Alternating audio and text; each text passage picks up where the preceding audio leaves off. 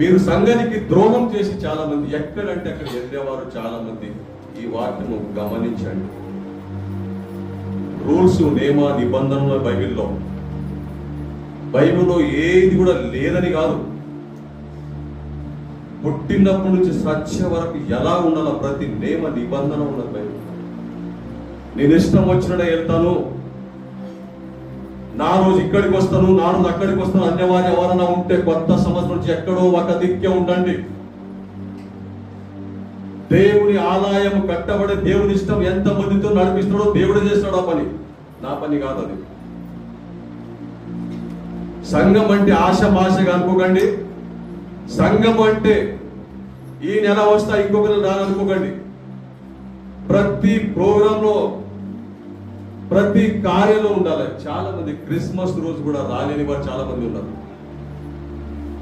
నీ సంఘాన్ని వదిలేసి నేనెక్కడో వెళ్ళి వచ్చే వారం వస్తా అంటే అలాంటి వారు గుర్తు పెట్టుకోండి. నీ సంఘము నీకు ఇంపార్టెంట్.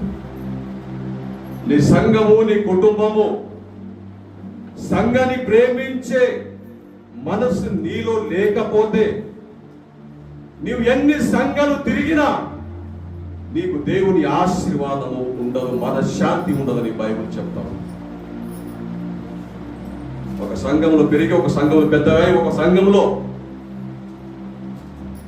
ఆ సంఘానికి, ఆ సేవకునికి, ఆ కాపానికి ద్రోహం చేసి సంవత్సరానికి ఒక సంఘానికి వెళ్తా అంటే నీకు మనశ్శాంతి ఎక్కడ ఉండదు.